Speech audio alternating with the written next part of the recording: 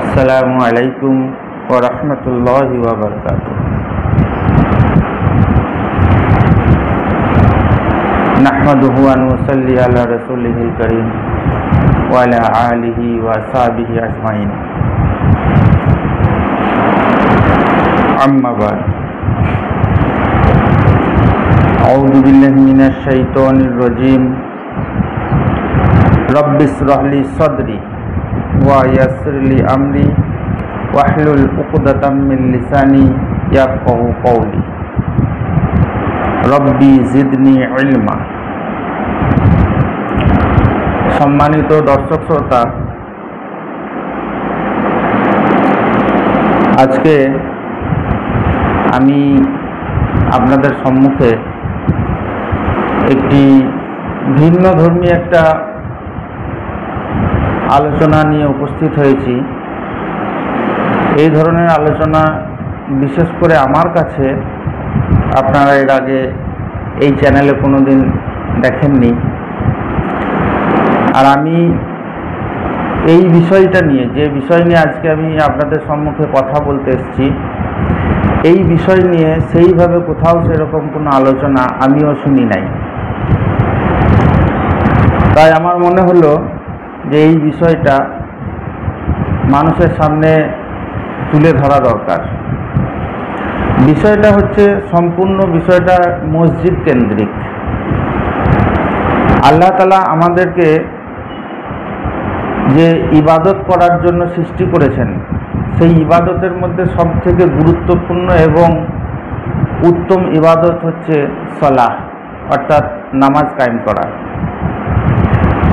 তো আমরা সেই সালাহ বা নামাজ আমরা যে কায়েম করব, প্রতিষ্ঠা করব, তার জন্য আমাদেরকে মসজিদে আসতে হবে, আল্লাহর ঘরে আসতে হবে।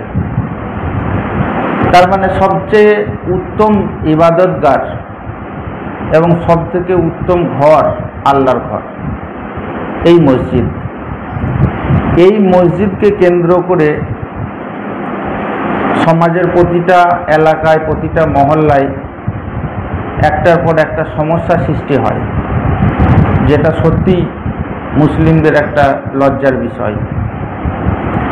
আমাদের কাছে যেটা আল্লাহর ঘর বলে পরিচিত, সেই ঘরটাকে আমরা ঠিকমতো পরিচালনা করতে পারি না। এর কিছু কারণও আছে।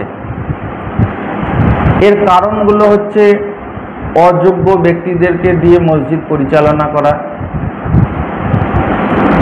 তারপরে মসজিদের যে কমিটির যোগ্যতা একটা থাকা দরকার রয়েছে, অযোগ্যদের মধ্যে অনেকের যোগ্যতা থাকলেও তারা সেই যোগ্যতা অনুযায়ী কাজ করতে পারে না।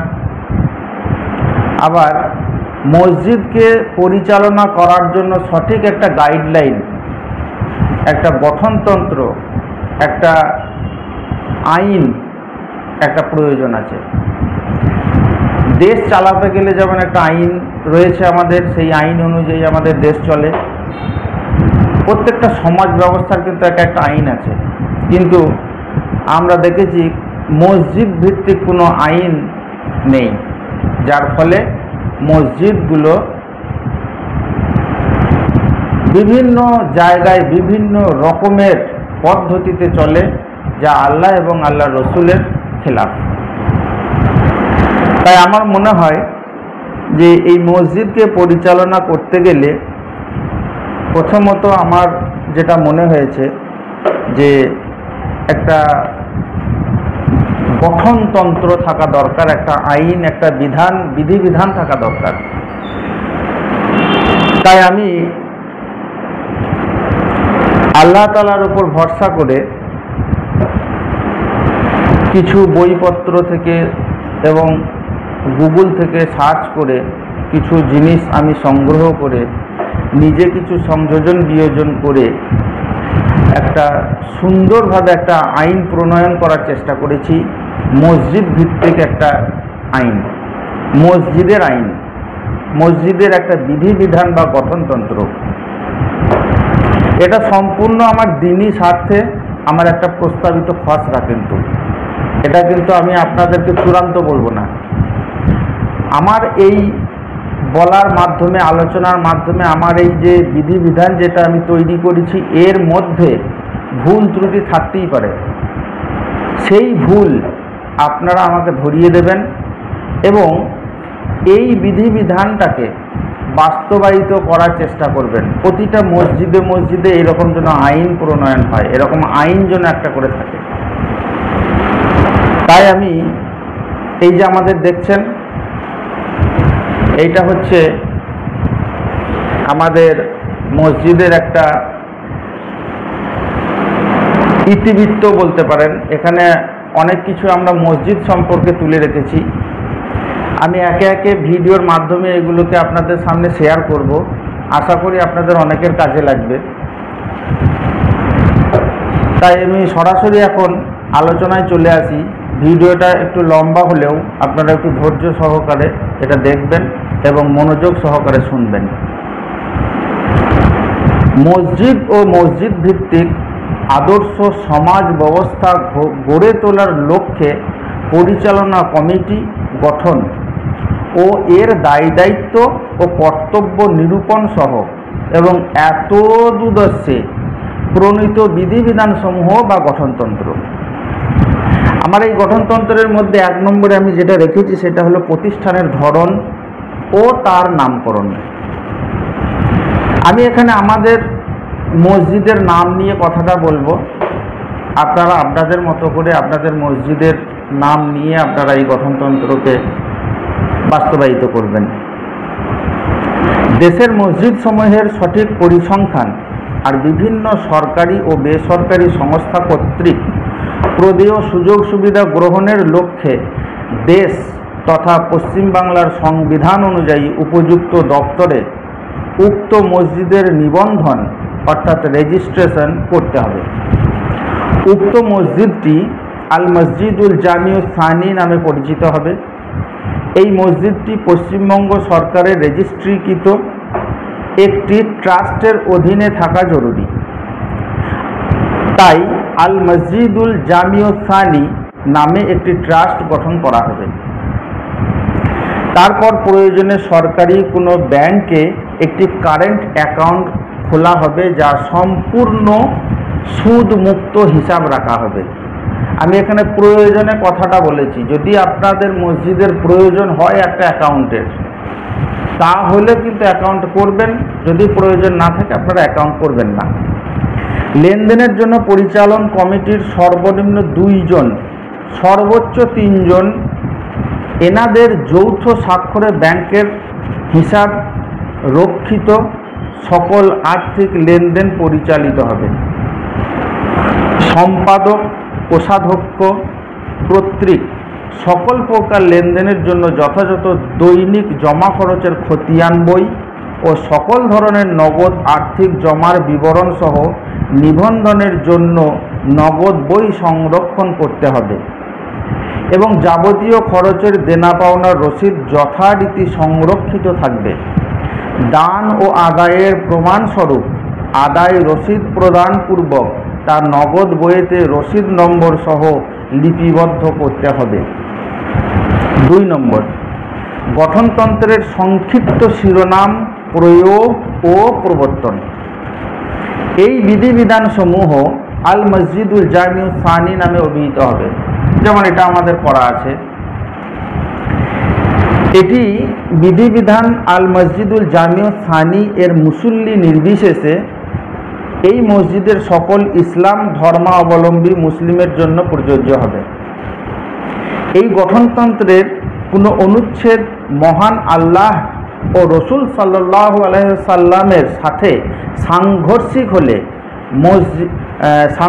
হলে বা পরিপন্থী হলে, অর্থাৎ কুরআন হাদিসের বিরোধী কিছু থাকলে তা পরিত্যাজ্য বলে গণ্য হবে। 2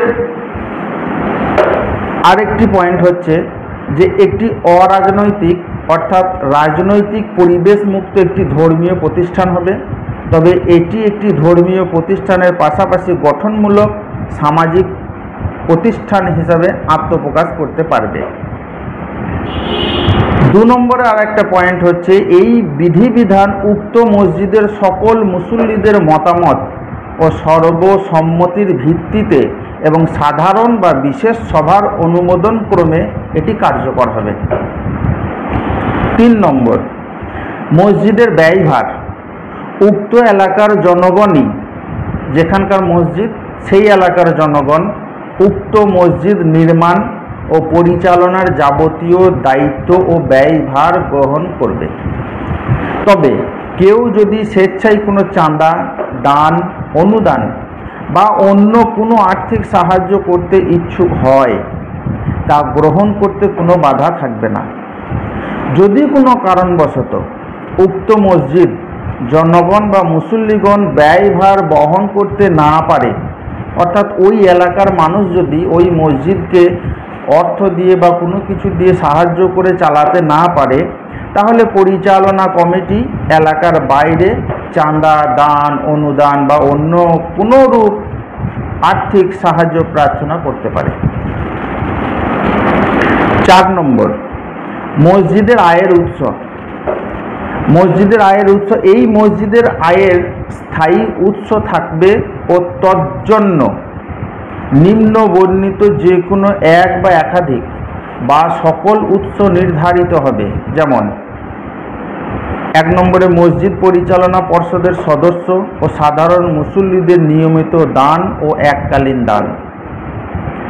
2 নম্বর, দান বক্সে সঞ্চিত অর্থ। 3 নম্বর, মসজিদের স্থাবর ও অস্থাবর সম্পত্তি হতে আয়। 4 নম্বর, স্থানীয় অন্যান্য মুসল্লি সহ অন্য যে কোনো ব্যক্তি ও বেসরকারি সংস্থার দান। 5 নম্বর, মসজিদের সম্পত্তি বিক্রয়লব্ধ আয়। 6 নম্বর, এমন কিছু সম্পত্তি বাড়ানো যা থেকে স্থায়ী কিছু আয় করা সম্ভব, যেমন চাষযোগ্য জমি।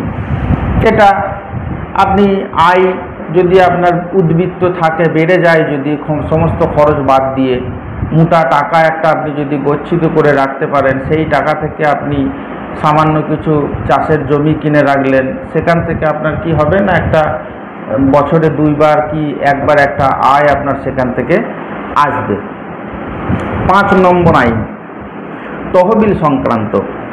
প্রতি বছর একবার মুসল্লিদের মধ্য হতে নিরপেক্ষ দল দ্বারা উক্ত সময়ে আর্থিক কার্যক্রম নিরীক্ষা করতে হবে এবং আর্থিক লেনদেনের বার্ষিক বিবরণী প্রস্তুত করে তা বার্ষিক সভায় মুসল্লিদের অনুমোদনের জন্য পেশ ও সংরক্ষণ করতে হবে। 6 নম্বর আইন, বেতনহীন মসজিদ পরিচালনা কমিটির কার্যাবলী। মসজিদ পরিচালনা কমিটির সদস্যগণ তাদের পদ বা দায়িত্ব সম্পর্কে অবগতির ক্ষেত্রে নিম্নে উল্লিখিত দফাসমূহ যথাযথভাবে পালন ও সম্পাদনের মাধ্যমে তাদের উপর অর্পিত দায়িত্ব পালন করতে পারবেন। 1 নম্বর, সেক্রেটারি বা সম্পাদক। ক, সভাপতির অনুমোদন ক্রমে মসজিদ পরিচালনা পর্ষদের সভা আহ্বান করবেন এবং সভার কার্যবিবরণী প্রস্তুত ও সংরক্ষণ করবেন। খ, কমিটির সকল সদস্যদের সহিত পরামর্শক্রমে মসজিদের বার্ষিক পরিকল্পনা ও কর্মসূচি ঠিক করবেন।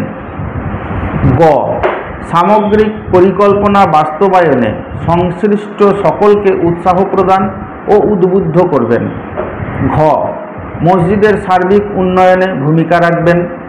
উ, সভাপতি ও কমিটি কর্তৃক অর্পিত অন্যান্য কাজ ও দায়িত্ব সম্পাদন করবেন।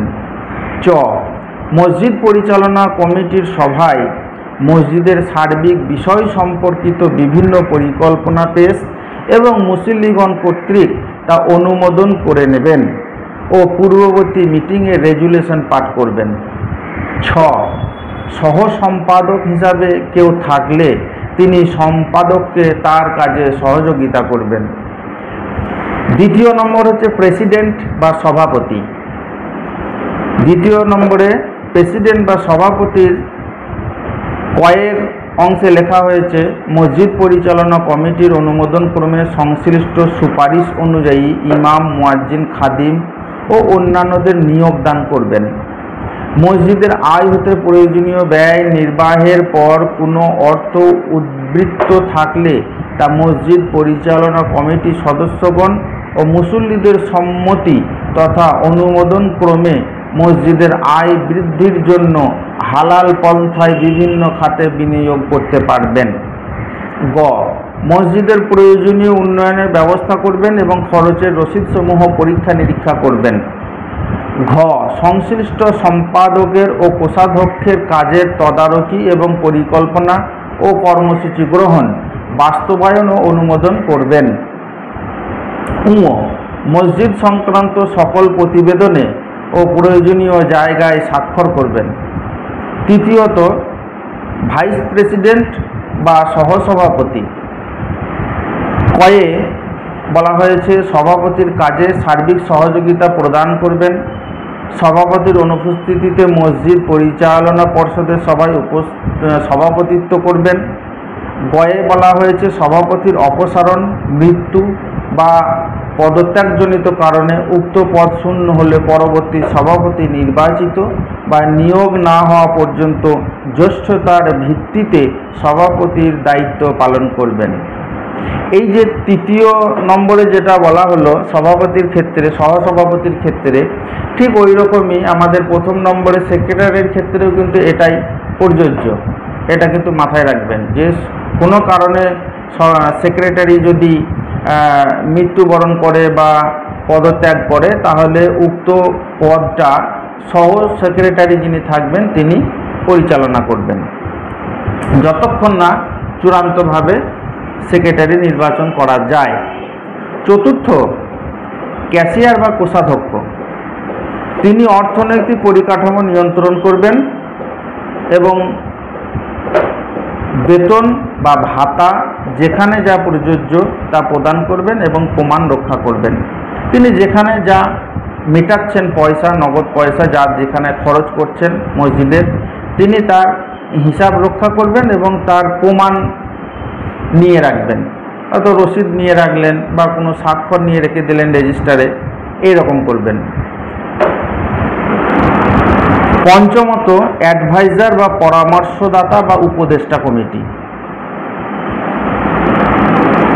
কয়ে বলা হয়েছে উক্ত মসজিদের সার্বিক অভিভাবক হিসাবে সমস্ত দিক দেখভাল করবেন।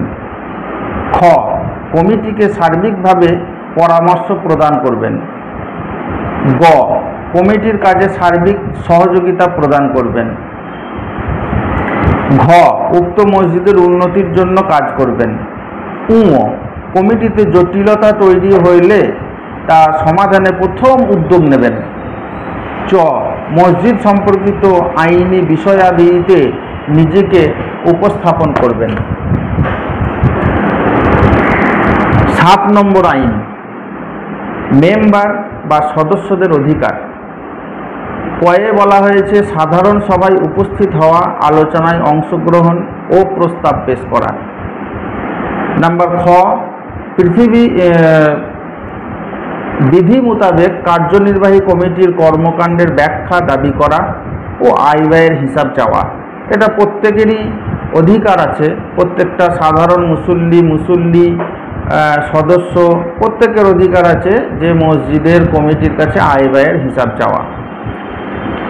গ মসজিদ ও উক্ত সমাজের উন্নয়নের স্বার্থে পরামর্শ দান করা। আইন 8 মসজিদ পরিচালনা কমিটি সদস্যগণের শপথ বাক্য। আউযু বিল্লাহি মিনাশ শাইতানির রাজিম, বিসমিল্লাহির রহমানির রহিম। আসসালামু আলাইকুম ওয়া রাহমাতুল্লাহি ওয়া বারাকাতুহু। মহান রব্বুল আলামিনের নিকট অগণিত শুকরিয়া আদায় করছি। আলহামদুলিল্লাহি রব্বিল আলামিন আর রহমানির রহিম মালিকি ইয়াউমিদ্দিন।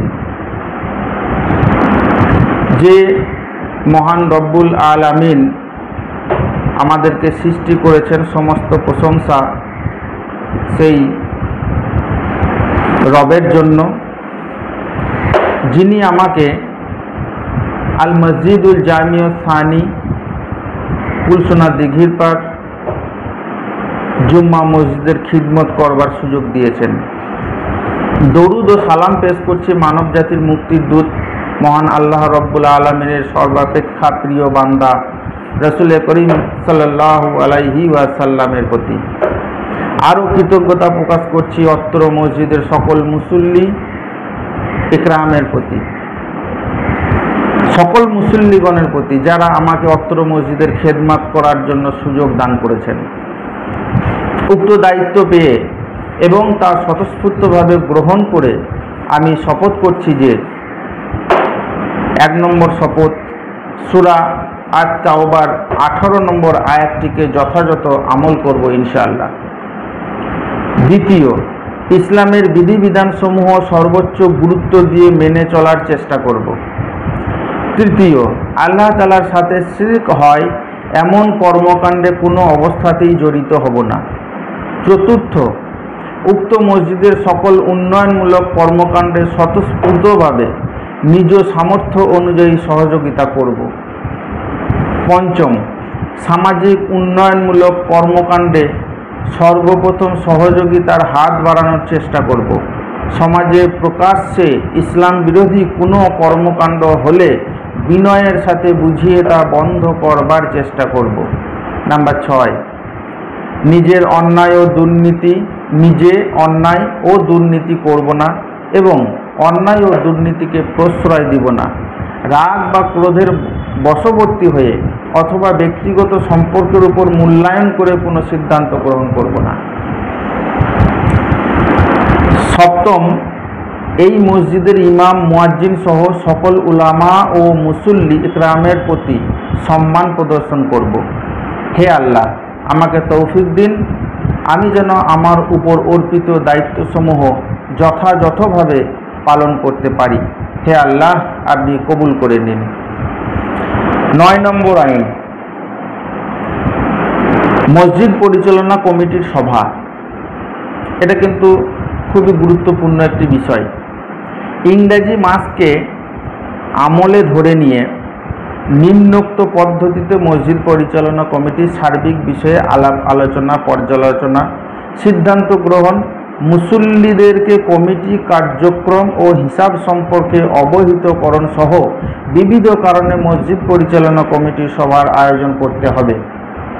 যেমন 1, প্রতি মাসে একটি করে সাধারণ সভার আয়োজন করতে হবে এবং প্রতিটি সভায় অন্যান্য বিষয়ের সাথে মসজিদের হিসাব সম্পর্কে অত্র মসজিদের মুসল্লিদেরকে অবহিতকরণ পূর্বক তা পর্যালোচনা ও সকল মুসল্লির সম্মতির সাপেক্ষে অনুমোদন করে নিতে হবে। তবে শর্ত থাকে যে উক্ত সাধারণ সভার বিজ্ঞপ্তি সভার নির্ধারিত তারিখের কমপক্ষে 1 সপ্তাহ পূর্বে প্রচার সাপেক্ষে সভায় পরিচালনা পর্ষদের মোট সদস্য মণ্ডলীর মধ্যে কমপক্ষে 2/3 সদস্যের ও সাধারণ মুসল্লিদের মধ্যে হতে কমপক্ষে 10 জনের উপস্থিত থাকতে হবে। এইগুলো যেটা বলছি, এগুলো আপনি যেন আবার কোরআন হাদিস খুঁজতে যাবেন না। এইগুলো একটা সিস্টেম তৈরি করা হচ্ছে যাতে সুস্থভাবে সমস্ত কিছু চলে। মসজিদকে পরিচালনা করতে গিয়ে যেন কোনো বিশৃঙ্খলা সৃষ্টি না হয়, তার জন্য সুস্থভাবে যাতে মসজিদকে পরিচালনা করা যায় তার জন্য একটা নিয়ম তৈরি করে রাখা হচ্ছে। এবার এখানে যে নিয়মের কথা, যে সংখ্যার কথা উল্লেখ করা হয়েছে, এটা আপনি আপনার এলাকা হিসাবে কম বেশি করতেই পারেন, আপনার সমাজ হিসাবে কম বেশি করতে পারেন। 2 নম্বর, প্রতি বছর ডিসেম্বর মাসে একটি বার্ষিক সভার আয়োজন করতে হবে। তবে শর্ত থাকে যে উক্ত বার্ষিক সভার বিজ্ঞপ্তি সভার নির্ধারিত তারিখের কমপক্ষে 2 সপ্তাহ পূর্বে প্রচার সাপেক্ষে সভায় পরিচালনা কমিটির মোট সদস্য মণ্ডলীর মধ্যে কমপক্ষে 4/5 সদস্যের ও সাধারণ মুসল্লিদের মধ্য হতে কমপক্ষে 30 জনের উপস্থিত থাকতে হবে। এই সভায় যথারীতি অন্যান্য মাসের সাধারণ সভার কার্যক্রম ছাড়াও এর সাথে অতিরিক্তভাবে নিম্নোক্ত বিষয়াদি যুক্ত করতে হবে, যথা চলমান বৎসরের মসজিদ পরিচালনা পর্ষদের কার্যক্রমের মূল্যায়ন ও পরিকল্পিত সত্ত্বেও অবাস্তবায়িত কার্যক্রমের তালিকাকরণ সাপেক্ষে পরবর্তী বৎসরে তা অগ্রাধিকার ভিত্তিতে সম্পন্নের ব্যবস্থা করতে হবে। এরপর আগামী বৎসরের জন্য কমিটির কার্যক্রমের পরিকল্পনা গ্রহণ করতে হবে। এরপর আগামী বৎসরের জন্য কমিটির কার্যক্রমের আয় ব্যয় প্রাক্কলিতকরণ ও এর আর্থিক সংস্থানের পরিকল্পনা গ্রহণ সহ ইত্যাদি বিষয়ে আলোচনাপূর্বক সিদ্ধান্ত গ্রহণ। তৃতীয়ত এখানে একটা বিষয় বলা হয়েছে, আমরা 9 নম্বর আইনের দুটো বিষয়ে আলোচনা করলাম। তৃতীয় একটা বিষয় রয়েছে, জরুরি পরিস্থিতিতে বিশেষ সভার আয়োজন করা যেতে পারে, তবে শর্ত থাকে যে উক্ত বিশেষ সভার বিজ্ঞপ্তি সভার নির্ধারিত তারিখের কমপক্ষে 2 দিন পূর্বে প্রচার সাপেক্ষে সভায় পরিচালনা কমিটির মোট সদস্যমণ্ডলীর মধ্যে কমপক্ষে অর্ধেকাংশ সদস্য ও সাধারণ মুসল্লিদের মধ্য হইতে কমপক্ষে 5 জনের উপস্থিত থাকতে হবে। চতুর্থ, মসজিদ পরিচালনা কমিটির কোনো সদস্য যদি কোনো কারণে সভায় উপস্থিত হতে না পারেন, তাহলে উক্ত সভা শুরুর পূর্বেই তাহা পরিচালনা কমিটির সভাপতিকে অবহিত করতে হবে এবং অনুপস্থিতির আবেদন পাস করে নিতে হবে। কেন আসতে পারবে না, কি কারণে উপস্থিত হতে পারছে না, সেটা জানাতে হবে। পঞ্চম, সভার জন্য যাবতীয় শর্ত পূরণ না হলে সভা মুলতবি বলে গণ্য হবে। এক্ষেত্রে তলবি সভা হলে তাহা বাতিল হবে ও যে কোনো সভার ক্ষেত্রে তা 7 দিন পর একই সময় ও স্থান এবং আলোচ্য সূচিতে অনুষ্ঠিত হবে। ষষ্ঠত, 3/4 মুসল্লির সম্মতিতে কোনো নির্দিষ্ট বিষয়ে সিদ্ধান্ত গ্রহণের জন্য কমিটি সভাপতি সম্পাদক তলবি সভার আহ্বান করতে পারবেন। সভাপতি অথবা সম্পাদক তলবি সভার আহ্বান করতে পারবেন। তলবিপত্র বা সম্মতি পর্ষদকে জানানোর 14 দিনের মধ্যে তলবি সভার আহ্বান না করা হলে তলবকারী বা দরখাস্তকারীগণ নিজেরাই যথাযথ বিজ্ঞপ্তির মাধ্যমে সভার নির্ধারিত তারিখের 1 সপ্তাহ পূর্বে প্রচার সাপেক্ষে কেবল নির্দিষ্ট বিষয়টি নিষ্পত্তি বা সিদ্ধান্ত গ্রহণের জন্য তলবি সভার আহ্বান করতে পারবে এবং সভায় উপস্থিতির 3/4 সম্মতিতে সিদ্ধান্ত গৃহীত হবে। হতেই পারে কমিটি ছাড়া অন্যান্য কোনো সাধারণ মুসল্লির কোনো মিটিংয়ের প্রয়োজন আছে, কিছু বক্তব্যের জন্য তিনি একটা মিটিং চাইছেন, সেইটার বিষয়টা এখানে 6ষ্ঠ নম্বর অংশে তুলে ধরা হয়েছে। আইন নম্বর 10, পরিচালনা কমিটির মেয়াদ। 1 নম্বর, মসজিদ পরিচালনা কমিটির মেয়াদ সাধারণত 3 বছর হবে। এটা আমি আবারও একবার আপনাদেরকে মনে করাই যে এইগুলোর মধ্যে আপনি কোরআন হাদিস খুঁজবেন না, যে হাদিসে কি এরকম বলা আছে, কোরআনে কি কোথাও এরকম নির্দেশ রয়েছে, না। এটা সুস্থভাবে মসজিদকে পরিচালনা করার জন্য সমাজের মানুষের মনের ওপর এটা ডিপেন্ড করবে, সমাজের মানুষের মন মানসিকতা কেমন তার ওপর এগুলো ডিপেন্ড করবে। হতেই পারে যে একটা কমিটি যেটা বানানো হয়েছে সেটাকে মানুষ যে পরের বছর আবার চাইবে, মেনে নেবে, এটা নাও হতে পারে। তার জন্য কোনো অশান্তি ঝামেলা যাতে না হয় তার জন্য একটা নির্দিষ্ট সময় বেঁধে দেওয়া হলো, যে এই সময়ের মধ্যে 3 বছর একটা সময় বেঁধে দেওয়া হলো। এই বছরের মধ্যে যদি সেই কমিটিকে কেউ পছন্দ না করে কমিটি আবার চেঞ্জ হয়ে যাবে, আর যদি সেই কমিটিকে কেউ পছন্দ করে বা সমাজের মানুষ যদি পছন্দ করে তাহলে তারা আবার পুনরায় নির্বাচন হবেন। তবে মুসল্লিদের সর্বসম্মতি ও সাধারণ বা বিশেষ সভার সিদ্ধান্তক্রমে উক্ত মেয়াদ হ্রাস বা বৃদ্ধি করা যাবে। আমি যেটা 3 বছর বলছি, এটা কোনো জায়গায় 2 বছর করতে পারেন, 1 বছর করতে পারেন, কোনো জায়গায় 5 বছরও করতে পারেন। এগুলো সবসময় মনে রাখবেন, গ্রাম ভিত্তিক একটা চিন্তা ভাবনার বিষয়। আচ্ছা, দ্বিতীয়ত, কমিটির মেয়াদ শেষ হবার কমপক্ষে 1 মাস পূর্বে নতুন পরিচালনা কমিটি গঠনের প্রস্তুতি গ্রহণের কাজ শুরু করতে হবে এবং মেয়াদ শেষ হবার পূর্বেই নতুন কমিটি গঠন সম্পন্ন করতে হবে। এটা কিন্তু মাথায় রাখবেন যে কমিটি যেটা বর্তমানে রয়েছে সেটা হয়তো আর থাকবে না, ভেঙে যাবে, কোনো কারণে কেউ পদত্যাগ করবে, পুরো কমিটি ভেঙে যাচ্ছে। সেক্ষেত্রে কিন্তু কমিটি ভেঙে যাওয়ার পরে যেন নতুন কমিটি না হয়, ওই কমিটিকে বলতে হবে যে আপনারা একটা মাস সময় দেন, আমরা নতুন কমিটি গঠনের একটা ব্যবস্থা করি, আমরা একটা আলোচনা করি, তারপরে আপনারা কিন্তু নতুন কমিটিকে হিসাব নিকাশ বুঝিয়ে দিয়ে, কাজ কর্ম সমস্ত কিছু বুঝিয়ে দিয়ে আপনারা সরে যাবেন। এটা কিন্তু করা উচিত। 11 নম্বর আইন বলা হয়েছে বেতনহীন আহ্বায়ক কমিটির গঠন পদ্ধতি। মসজিদ পরিচালনা কমিটির মেয়াদ উত্তীর্ণ ও নতুন পরিচালনা কমিটি গঠিত না হলে, হতে পারে তো যে 1 মাস সময় নেওয়া হলো, নতুন কমিটি গঠন হলো না, পুরাতন কমিটি কোনো মতেই আর সেখানে স্থির থাকতে চাইছে না, কমিটি ভেঙে দেওয়া হলো, এখন বিনা কমিটিতে মসজিদ চলছে, হতে পারে।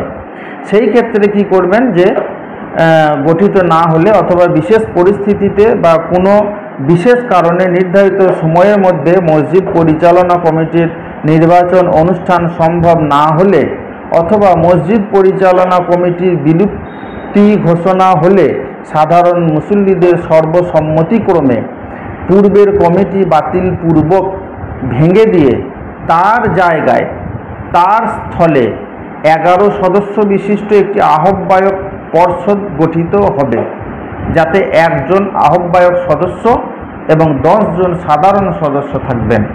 এই সংখ্যাটাও কিন্তু এটা আমি একটা নির্দিষ্ট করে দিলাম এই কারণে যাতে কোনো সমস্যা না হয় যে 5 জন না 10 জন না 6 জন না 50 জন, এই মারামারিটা যাতে না হয়। এইটা হলে তো একটা আইন তৈরি করা হচ্ছে না, এইটা একটা সিস্টেম হয়ে থাকলে সবার ক্ষেত্রেই ভালো হবে। উক্ত আহ্বায়ক পর্ষদ গঠনের 30 দিনের মধ্যে মসজিদ পরিচালনা কমিটির নির্বাচন অনুষ্ঠান সম্পন্ন করবে। 12 নম্বর আইন মসজিদ পরিচালনা কমিটি বিলুপ্তকরণ। কমিটির বিরুদ্ধে সুনির্দিষ্ট কোনো অভিযোগ এলে, যেমন কমিটির কোনো সদস্য মসজিদের কোনো অর্থ কোনোভাবেই দুনিয়াবি উদ্দেশ্যে ব্যবহার করতে পারবে না, এটা অনেকেই করে থাকে, কিন্তু আমি এটা বলে নিই একটু, তারপরে আপনাদেরকে বলছি। এছাড়া স্বেচ্ছাচার, স্বজনপ্রীতি, দুর্নীতি, দায়িত্ব পালনে অনীহা, মসজিদের সম্পদ সম্পত্তির অপব্যবহার, মসজিদের কোনো অর্থ কোনো ব্যক্তি স্বার্থে কোনোভাবেই কাউকে ধার দেওয়া যাবে না, মসজিদের সম্পদ সম্পত্তির ব্যক্তিগত বা পারিবারিকভাবে ব্যবহার, সমাজবিরোধী সিদ্ধান্ত গ্রহণ, কমিটির একাধিক সদস্যের সমাজবিরোধী কর্মকাণ্ডের পক্ষে অথবা অন্যায়ের পক্ষে অবস্থান গ্রহণ, মসজিদের গুরুত্বপূর্ণ কাগজপত্র বিনষ্টকরণ বা জালিয়াতিকরণ, মসজিদকে কেন্দ্র করে বা মসজিদের নাম বা স্বার্থ সংশ্লিষ্টতা ব্যবহারপূর্বক অবৈধ লেনদেনে বা কার্যক্রমে সম্পৃক্ত হওয়া, কমিটির অর্পিত ক্ষমতায় অপব্যবহারকরণ সহ ইত্যাদি সুনির্দিষ্ট কারণ জনসম্মুখে প্রমাণিত হলে উক্ত সম্পূর্ণ কমিটি বা দোষী সদস্য অযোগ্য বলে গণ্য হবে। সাধারণ মুসল্লিদের 2/3 মুসল্লির স্বাক্ষরিত প্রস্তাবে তাৎক্ষণিকভাবে উক্ত কমিটি বিলুপ্ত হবে। উল্লেখ্য, উক্ত দোষী আজীবনের জন্য যে কোনো মসজিদে পরিচালনা কমিটির সদস্য হিসাবে অযোগ্য বলে ঘোষিত হবে। কথাটা খুব কিন্তু ভাইটাল কথা, এবং এই বিষয়টা কিন্তু অনেক জায়গাতেই ঘটে থাকে।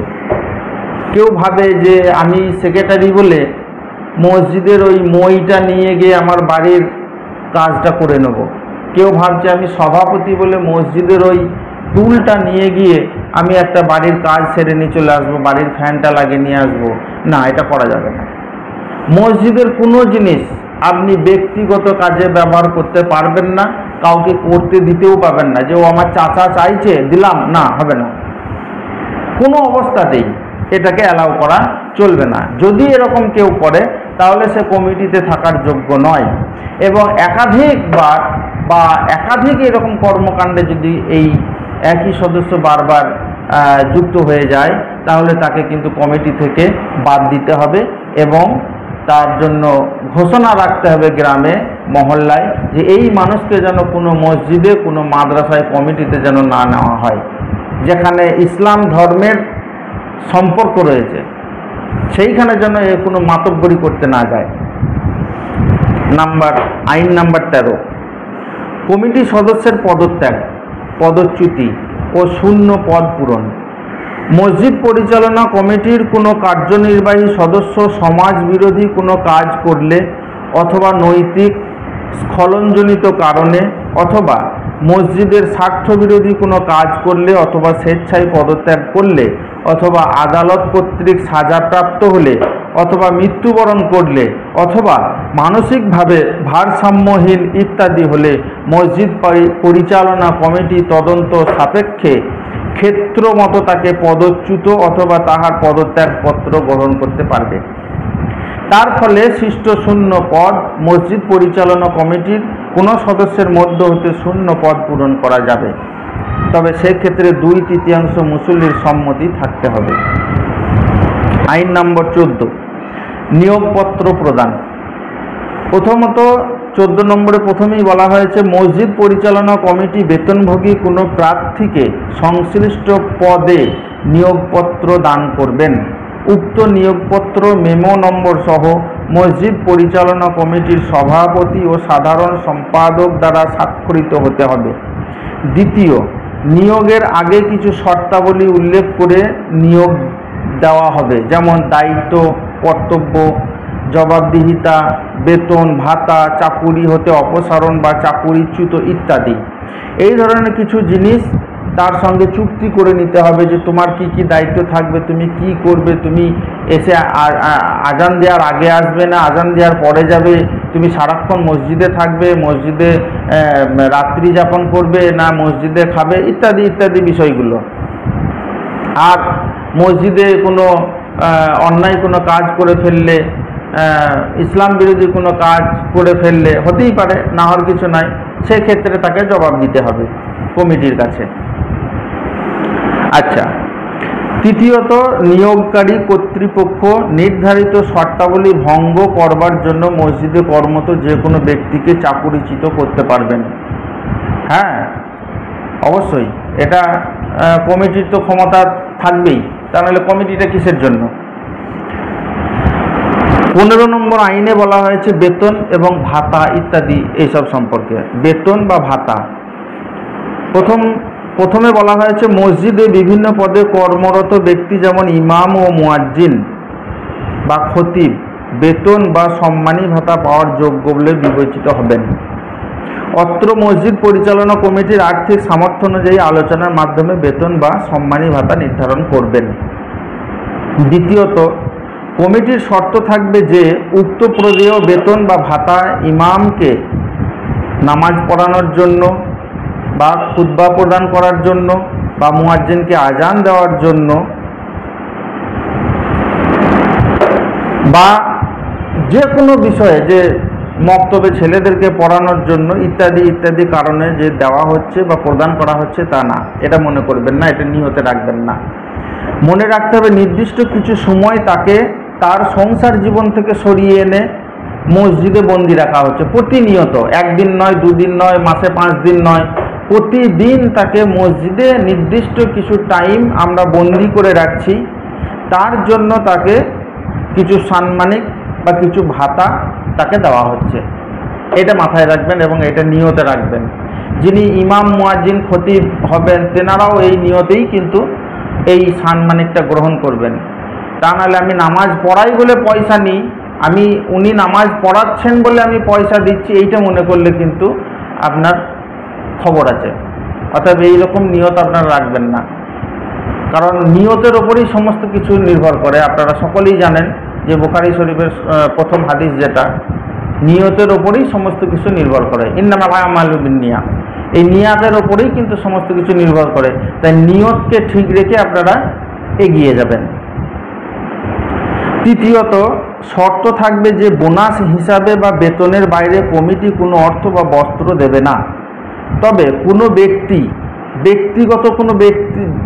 ব্যক্তিগতভাবে কোনো ব্যক্তি যদি ইমাম বা মুয়াজ্জিন বা খতিবকে খুশি হয়ে ভালোবেসে, বিশেষ করে রোজার মাসে এটা হয়, রমজান মাসে, এই রমজান মাসে কেউ যদি খুশি হয়ে ইমামকে যে সারা মাস তারাবি পড়ালো, খুব সুন্দর হলো, ভালো লাগলো, আমি খুব খুশি হয়েছি, খুশি হয়ে আমি একটা পাঞ্জাবি দিলাম, কি একটা লুঙ্গি দিলাম, একটা গেঞ্জি দিলাম, কি 500 টাকা দিলাম, এইটা কিন্তু কোনো ব্যক্তি সে নিজে করতে পারে, কিন্তু কমিটি এটা করবে না,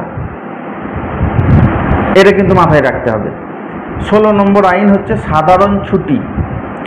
প্রথমত, মসজিদে কর্মরত ব্যক্তিগণ মসজিদ পরিচালনা কমিটির অনুমোদন সাপেক্ষে মাসে 1 দিন ছুটি ভোগ করতে পারবেন। এটা 1 দিন আমি বলেছি, আপনি চাইলে 2 দিন করতে পারেন, এটা ইমামের সঙ্গে আলোচনা করে নেবেন, বা যিনি বেতনভোগী কর্মী থাকবেন তাদের সঙ্গে আলোচনা সাপেক্ষে হয়, কোথাও 2 দিন ছুটি থাকে মাসে, কোথাও 3 দিন ছুটি থাকে, কোথাও 4 দিন ছুটি থাকে, এইটা আপনারা একটা নিজেরা মহল্লা হিসাবে ঠিক করে নেবেন। উক্ত ছুটির জন্য তাদের বেতন কাটা যাবে না, যে ছুটিটা কমিটি থেকে দেওয়া হবে সেটা কাটা যাবে না। এই দেওয়া ছুটিটি প্রতি মাসেই তাদেরকে নিতে হবে, মাসে মাসে ছুটিটা নিয়ে নিতে হবে, 2, 1, 3টে যাই হোক, প্রতি মাসে মাসে যেন সেই ছুটিটা তিনি নিয়ে নেন। কারণ তিনি বললেন যে 6 মাস আমি এই ছুটিটা নিলাম না, 6 মাস পরে আমি 6 দিনে 18টা ছুটি একবারে নিয়ে নেব, তাহলে ওই 18টা দিন একটানা কিন্তু মসজিদ চালানো অসম্ভব হয়ে পড়বে। তাই আপনি এটা একবারে ছুটিটা দেবেন না, এটা গ্রান্ট করবেন না, এটা প্রত্যেক মাসে যটা ছুটি আছে সেই মাসে মাসেই তাকে ছুটিটা নিতে হবে। যদি 3টে ছুটি তার জন্য নির্ধারণ করা হয়, আর যদি সে 2টো ছুটি নিয়ে থাকে, তার পরের মাসে কিন্তু এই একটা ছুটি সে আর ফেরত পাবে না, তার এই ছুটিটা কিন্তু ধ্বংস হয়ে গেল, এই ছুটিটা সে পাবে না। সে 3টেই নিয়ে নেয়, কোনো সমস্যা নেই। বুঝতে পারলেন নিশ্চয়ই আমি কি বলতে চাইছি। কোনো মাসে ছুটি জমা রেখে অন্য মাসে তা নেওয়া যাবে না। দ্বিতীয়, মসজিদে কর্মরত ব্যক্তিগণের মেধা ও যোগ্যতার বৃদ্ধির লক্ষ্যে কোনো প্রতিষ্ঠানে প্রশিক্ষণ গ্রহণের জন্য মসজিদ পরিচালনা কমিটির প্রশিক্ষণকালীন সময়ের জন্য ছুটি মঞ্জুর করবেন। ইমামের বা মুয়াজ্জিনের বা খতিবের কোনো কারণে কোথাও একটা প্রশিক্ষণের প্রয়োজন আছে, ইমামদের ট্রেনিং হোক, বা তার ইলমের জন্য কোথাও একটা পরীক্ষার ব্যাপার থাকুক, এইসবের জন্য যদি সে প্রমাণ দিয়ে যদি ছুটিটা অতিরিক্ত চায়, তাহলে তাকে সেই ছুটিটা দিতে হবে এবং তার জন্য কোনো বেতন কাটা যাবে না, সেই ছুটিটা কমিটিকে মঞ্জুর করতে হবে। এই ছুটি বেতন সহ হবে, মানে বেতন সে পাবে, বেতন কাটা যাবে না। উল্লিখিত ছুটির সেটা অতিরিক্ত হবে, ঠিক আছে। উল্লিখিত যে ছুটিটা আমরা দিয়েছি 2 দিন, 1 দিন বা 3 দিন, এই ছুটিটাই তার একটু বেড়ে গেল এই দিনকে, ঠিক আছে, ওই ছুটিটাই একটু বেড়ে গেল তার কারণে। তবে উল্লেখ থাকে যে উক্ত প্রশিক্ষণের সর্বোচ্চ সময়কাল বছরে 10 দিন হবে, মানে 10 দিনের বেশি হলে কিন্তু আবার হবে না, বছরে 10 দিন। এই বছরে 10 দিনের জায়গায় যদি 12 দিন হয়ে যায়, তাহলে 2 দিনের মাইনে তার কাটা যাবে। শুধু 10 দিন পর্যন্ত এটা ছাড় দেওয়া থাকবে। মাসে যে কদিন ছুটি নির্ধারণ হলো, সেই কদিন ছুটির পরেও আরও বাড়তি 10 দিন তার ছুটি মেনে নেওয়া যাবে, তার ওই কারণ যদি থাকে, যে বিশেষ কোনো ট্রেনিংয়ের কারণে বা তার ইলম বাড়ানোর জন্য সে কোনো প্রতিযোগিতায় যাবে ইত্যাদি, এসব কোনো কারণে যদি সে যেতে চায়, তাহলে সেটা বছরে 10 দিন। 10 দিনের বেশি হলে তখন কিন্তু তার ওই বেতন কাটা যাবে। বেশ। 17 নম্বর আইন, বেতনভোগী কর্মীর পদত্যাগ। কর্মরত কোনো ব্যক্তি স্বেচ্ছায় পদত্যাগ করতে চাইলে নিজ স্বাক্ষরযুক্ত পদত্যাগপত্র মসজিদ পরিচালনা কমিটির সভাপতির নিকট জমা দেবেন। সভাপতি মসজিদ পরিচালনা কমিটির সঙ্গে পরামর্শক্রমে সিদ্ধান্ত গ্রহণ করবেন। 18 নম্বর, চাকরির বৃত্তান্ত। মসজিদ পরিচালনা পর্ষদ কর্তৃক মসজিদে কর্মরত সকল ব্যক্তির জীবন বৃত্তান্ত, শিক্ষাগত যোগ্যতা, অভিজ্ঞতা, নাগরিকত্ব, জন্ম নিবন্ধন, জাতীয় পরিচয়পত্র ও অন্যান্য সকল সনদের সত্যায়িত কপি পৃথক পৃথকভাবে সংরক্ষণ করা থাকবে। ইমাম, মুয়াজ্জিন, খতিব ও খাদিমগণের তথ্যাবলী সংরক্ষণের জন্য একটি চাকরি বই থাকবে, যাতে চাকরির বিস্তারিত বিবরণ সহ মসজিদ পরিচালনা কমিটির মন্তব্য ও সিল থাকবে এবং সংশ্লিষ্ট ব্যক্তি চাকরি ত্যাগ করে অন্যত্র চলে গেলেও তা তার অভিজ্ঞতার সাক্ষ্য বহন করবে এবং জ্যেষ্ঠতা নির্ধারণের গুরুত্বপূর্ণ ভূমিকা রাখবে। আপনারা বিদ্যালয়গুলিতে বা পুলিশ স্টেশনগুলিতে গেলে দেখবেন, থানাতে গেলে দেখবেন একটা করে বোর্ড টাঙানো থাকে, সেখানে একটা নামের তালিকা থাকে যে এত সাল থেকে এত সাল বা এই তারিখ থেকে এই তারিখ পর্যন্ত কর্মরত ছিলেন এই ব্যক্তি, এই তারিখ থেকে এই তারিখ এই পদে ছিলেন এই ব্যক্তি, এইভাবে কিন্তু একটা লিস্ট আছে। তো আমরা চাইছি যে একটা মানে নির্দিষ্টভাবে একটা সংখ্যা তৈরি হয়ে থাকবে, যেটা আমাদের রেকর্ডে থাকবে, মসজিদের সমস্ত রেকর্ডে থাকবে যে হ্যাঁ এতদিন অমক ইমাম সাহেব এখানে ইমামতি করেছেন, অমকজন এতদিন এখানে এত সাল থেকে এত সাল মুয়াজ্জিন ছিলেন, এটার একটা রেকর্ড থাকবে। এটা মানে একটা খুব ভালো লাগার জিনিস, সেই জন্য এটাকে 18 নম্বর আইনে তুলে রাখা হয়েছে। আইন নম্বর 19, এটাই শেষ, যদিও অনেকটা বড় হলো, তবে ধৈর্য সহকারে আপনারা অনেকক্ষণ শুনছেন, এর জন্য আপনাদেরকে অনেক ধন্যবাদ। আল্লাহ আপনাকে এর জন্য জাযায়ে খায়ের দান করবেন ইনশাআল্লাহ। 19 নম্বর আইনে বলা হয়েছে পরিচালনা কমিটি ও মসজিদে কর্মরত সকল ব্যক্তি ও উক্ত মসজিদের মুসল্লিগণের সাধারণ দায়িত্ব। ক, সকলেই এই গঠনতন্ত্র অনুসরণ করবেন, এই আইন সকলেই অনুসরণ করবেন। শুধু যে ইমাম, মুয়াজ্জিন, খতিব, কমিটির ওই সামান্য কয়েকজন লোক লক্ষ্য করবে, ফলো করবে, মানবে তা না, প্রত্যেককে, মুসল্লি সহ সমস্ত মানুষকে। খ, বিশ্বস্ততা, সততা, পরেজগারি ও আন্তরিকতার সাথে মসজিদের খেদমত করবেন। গ, শরীয়ত সম্মত নয় এমন সকল কাজ হতে বিরত থাকবেন। ঘ, মসজিদে কর্মরত কোনো ব্যক্তি কর্তৃপক্ষ অনুমতি ব্যতীত দায়িত্ব পালনে অনুপস্থিত অথবা কর্মস্থল ত্যাগ করবেন না। উ, কেউ কোনো প্রকার অবৈধ লেনদেনে জড়িত হবেন না। চ, মসজিদের দায়িত্ব পালনে ব্যাঘাত সৃষ্টি করে এমন কাজে উল্লিখিত ব্যক্তিগণ লিপ্ত হবেন না। ছ, বেতনভোগী কর্মী যারা কর্তৃপক্ষের সম্মতি ব্যতীত কোনো ব্যবসায় বা অন্য কোনো চাকরিতে নিয়োজিত হবেন না। এটা হয়তো অনেকের একটু খারাপ লাগবে যে ইমাম সাহেব বা মুয়াজ্জিন তিনি আজানের টাইমে তো আজানটা দিয়ে চলে আসবেন, নামাজের টাইমে নামাজ পড়িয়ে চলে আসবেন, বাকি টাইম সে কী করবে না করবে সেটা তো কমিটির দেখার অধিকার নাই বা কমিটির দেখার দরকার নাই, এটা ভাববেন। হ্যাঁ, এটা ঠিক, কিন্তু সমস্যা আছে। আপনি কোথায় যাচ্ছেন, কি কাজে যাচ্ছেন, প্রতিদিন আপনি জোহরের নামাজটা ফেল করবেন কি না সেটা কিন্তু কমিটিকে ভাবাইতে হবে, কমিটিকে বুঝাইতে হবে। আপনি কেন যাচ্ছেন, কি কাজে যাচ্ছেন, কমিটিকে জানাতে হবে। মানে অন্য কোনো কাজে যদি আপনি লিপ্ত হন, যে আমি এখানে ছাড়াও আর এক জায়গায় একটা মিশনে আমি কাজ করছি, তার জন্য আমার জোহরটা একটু মুশকিল হবে, এই যে একটু মুশকিল হবে তার মানে উনি আসতে পারবেন না, এইটাকে অ্যালাউ করা যাবে না। এই জন্য এই কথাটা এখানে বলা হয়েছে।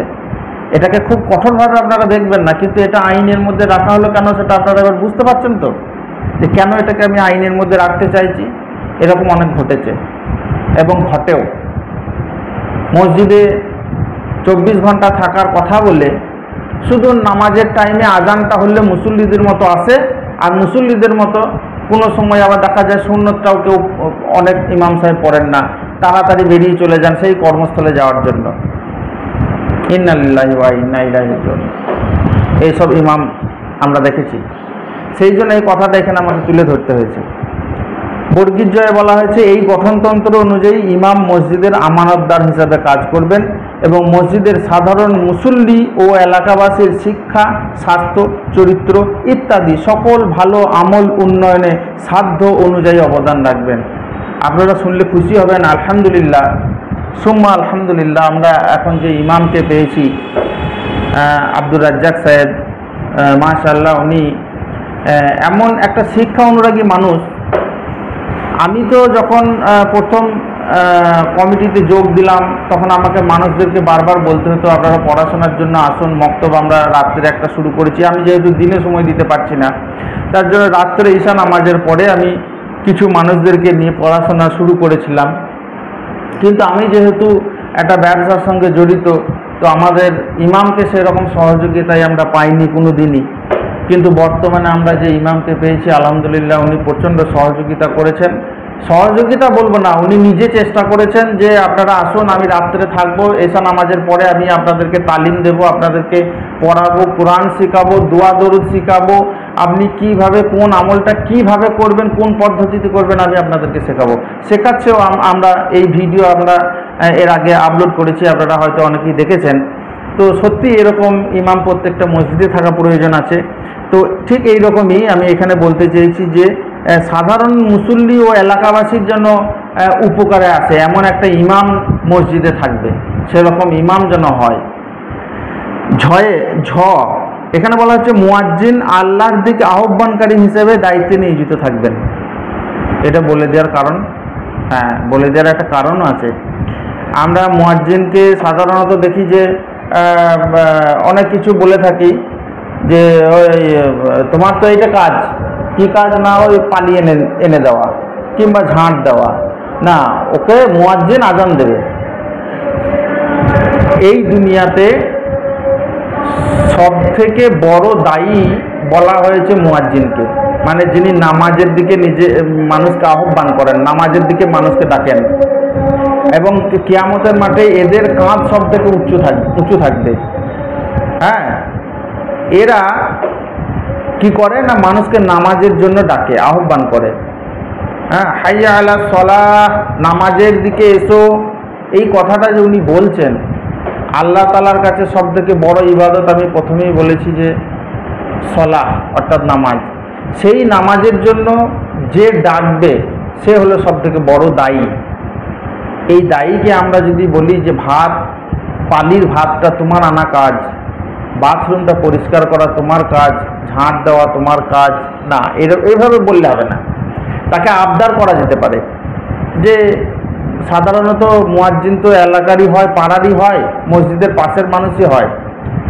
তা ভাই কি চাচা, দেখো মসজিদটা তো আমাদের সকলেরই, তো তুমি যেহেতু মসজিদের একটা পদে তোমাকে রাখা হয়েছে, আলহামদুলিল্লাহ আল্লাহকে সন্তুষ্টি করার উদ্দেশ্যে তুমি এখানে থাকো, কাজ করো, এবং একটু পরিষ্কার পরিচ্ছন্ন রাখার জন্য তুমি কাউকে সঙ্গে নেবে। তুমি একা করবে না, কাউকে সঙ্গে নিও। হয়তো কোনো সময় আমাকে ডাকলে, কোনো সময় আরেকজনকে ডাকলে, কোনো সময় কে সভাপতি সেক্রেটারি এসব দেখলে হবে না। সভাপতি হোক না, সেক্রেটারি হোক না, ও এসো মসজিদে একটু ঝাঁট দাও, অনেকটা বড় এরিয়া, একা ঝাঁট দিতে পারছি না, চলো আজকে বাথরুমটা একটু ধুয়ে নিই। এইভাবে কাজটা একটু দেখে শুনে করে নেওয়া, এটা কিন্তু কী হবে, সহানুভূতির সাথে তাকে বলতে হবে, কিন্তু তাকে অর্ডার করবেন না একদম, এটা মাথায় রাখবেন। কর্তৃপক্ষ ও নিজ পদের ঊর্ধ্বতন পদে নিয়োজিত ব্যক্তিগণের অনুগত থাকবেন। এটা কিন্তু অনুগত থাকার কথা এই কারণে বলা হয়েছে যে কেউ সেক্রেটারি, কেউ সভাপতি, কেউ ক্যাশিয়ার বলে সদস্যরা কি করবে, তাকে স্যালিউট করবে বা তাকে দেখলেই মাথা নত করবে না, এমনটা বলি নাই, এমনটা বলা হচ্ছে না। তাদের কাজকে সহানুভূতির সাথে কি করতে হবে, মানে বুঝে নিতে হবে যে হ্যাঁ সভাপতি কি বলল, সেক্রেটারি কি বলল, এই কাজটা ঠিক আছে, আলোচনার মাধ্যমে আমরা এটাকে একটু এদিক থেকে ওদিক করে দিই। সেক্রেটারি সাহেব আপনার এইটার থেকে মনে হয় যেন এইটা একটু ভালো হয়, এইভাবে পরামর্শ দেওয়ার মাধ্যমে। কিন্তু এই নয় যে সে বয়সে ছোট বা সে কি বলে যে পড়াশোনার দিক থেকে, ডিগ্রিগত দিক থেকে সে কম বলে তাকে হেউ করা, তাকে অপমান অপদস্থ করা, এই তুই কি জানিস, তুই দুদিনকার ছেলে, এইসব বিষয়গুলো না। এইগুলো যাতে না হয়, আমি সেইটা বলতে চাইছি যে সবাইকে যে যেমন বয়সেরই হোক পদের একটা মর্যাদা রাখতে হবে। এটা হলো ঘটনা। এরপরে আইনের কথা আর কিছুই নাই, তবে একটা জিনিস আমি এখানে দেখে নিচ্ছি একটু, সেটা হচ্ছে যে 6 নম্বর আইনে যেটা বলেছিলাম বেতনহীন মসজিদ পরিচালনা কমিটির কার্যাবলী, মানে এখানে বলতে চেয়েছি যে যারা মসজিদের কমিটিতে আসবে, সেক্রেটারি হবে, সভাপতি হবে, এরা কিন্তু বেতনহীন, এরা কিন্তু কোনো বেতন পাবে না। সেক্রেটারি, সভাপতি, ক্যাশিয়ার বা অন্য কেউ সহসভাপতি, সহ সেক্রেটারি, এদের কিন্তু কোনো বেতন থাকবে না। এরা বিনা বেতনে, বিনা পারিশ্রমিকে এদেরকে সেবা প্রদান করতে হবে এবং ডিউটি করতে হবে। এটা হলো আমার কিন্তু ওই নম্বরে বলে দেওয়ার একটা পয়েন্ট মিস ছিল, এটা আমি বলে দিলাম আপনাদেরকে। এটা 6 নম্বর আইনের কথা বলছি। উপরে উল্লেখিত সকল তথ্য আমি বহু কষ্ট করে সময় নিয়ে সংগ্রহ করেছি এবং টাইপ করেছি। আগেই বলেছি যে আমি গুগল থেকে বা বিভিন্ন এখান ওখান থেকে বই দেখে আমি এগুলোকে সংগ্রহ করেছি।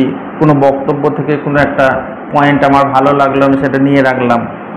তথ্যের মধ্যে কোনো ভুল থাকলে, অর্থাৎ কোরআন ও হাদিসের খেলাফ কিছু থাকলে তা অবশ্যই বর্জনীয়। আমার এই যে কথাগুলো বললাম, এখানে যদি কোরআন হাদিসের মধ্যে টক্কর খাচ্ছে এমন কিছু কথা থাকে, কোরআন এবং হাদিসের বিরুদ্ধে যাচ্ছে এমন কিছু কথা, এমন কিছু পয়েন্ট, এমন কিছু আইন যদি থাকে, অবশ্যই সেটা বর্জনীয়, সেটা বর্জন করে দেওয়া হবে। আমার সেই ভুল ধরিয়ে দিয়ে আমাকে শুধরানোর সুযোগ দিয়ে সাহায্য করবেন, বা আরও ভালো কিছু থাকলে তার সুপরামর্শ দেবেন। এমন কিছু আলোচনার মাধ্যমে প্রত্যেক মসজিদ ভিত্তিক একটা আইন প্রণয়ন করা উচিত বলে আমি মনে করি। যাই হোক, আমার সংগ্রহ করা তথ্য থেকে কোনো মসজিদ যদি সুস্থ পরিচালনার পথ পায়, আমার এই পরিশ্রমটা সার্থক হবে ইনশাআল্লাহ। আর আমি এই আশা নিয়ে আমি এটা তৈরি করেছি। আর আমার জন্য সকলেই দোয়া করবেন। সর্বশেষ একটা কথা, একটা আবেদন আপনাদেরকে, আবেদন নয়, একটা কথা আপনাদেরকে বলি যে এটা কোনো লোক দেখানি কিছু নয়, মানুষের কাছে নাম পাওয়ার উদ্দেশ্য নয়। আমার একটা লাভের আশাতে এটা করা হয়েছে, যে আমি যদি এইটাকে সুন্দরভাবে সাজিয়ে গুছিয়ে মানুষের সামনে যদি উপস্থাপনা করে কোনো মানুষ যদি এটাকে তার মসজিদে পরিচালনা করতে পারে, মসজিদটাকে যদি সেই আইনের আওতায় এনে সুস্থভাবে পরিচালনা করতে পারে, তাহলে মনে হয় যেন মসজিদটা খুব ভালোভাবে চলবে। আমরা আমাদের মসজিদকে এইভাবে চালানোর চেষ্টা করছি, আমি চেষ্টা করছি, আরও চেষ্টা করব ইনশাল্লাহ। তো আপনারাও চেষ্টা করবেন।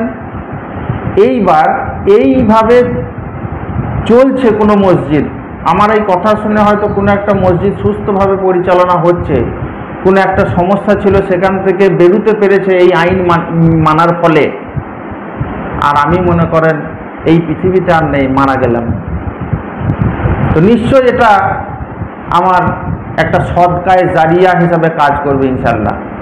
আমি সেই আশা উদ্দেশ্য নিয়ে এবং মসজিদকে আল্লাহর ওয়াস্তে সুস্থভাবে পরিচালনা করার জন্য আমি এই আইন প্রণয়ন করার চেষ্টা করেছি। ভুল ত্রুটি আপনারা মাফ করবেন, এটাকে আপনারা কেউ বাড়াবাড়ি ধরবেন না। আমি আল্লাহর ওয়াস্তে এই ভিডিওকে বানিয়েছি। তবে এরপরে আরও কিছু কিছু ভিডিও আমি মসজিদকে কেন্দ্র করে বানাবো, সেই ভিডিওগুলো এতটা বড় হবে না। এরপরে যে একটা ভিডিও, সেটা এর থেকে একটু ছোট হবে, কিন্তু সেটাও বেশ অনেকটাই টাইম লাগবে। সেই জন্য একটু ধৈর্য সহকারে আমার কথাগুলো শুনবেন। এতক্ষণ যে আপনারা আমার সঙ্গে ছিলেন, আমার কথাগুলো শুনলেন, আশা করি আপনারা আমার ভুল ধরিয়ে দিয়ে আমাকে সঠিক পথে আরও ভালোভাবে সুন্দরভাবে চলার এবং মসজিদকে পরিচালনা করার জন্য সুপরামর্শ প্রদান করে আমাকে সহযোগিতা করবেন ইনশাআল্লাহ। আসসালামু আলাইকুম ওয়া রাহমাতুল্লাহি ওয়া বারাকাতুহু।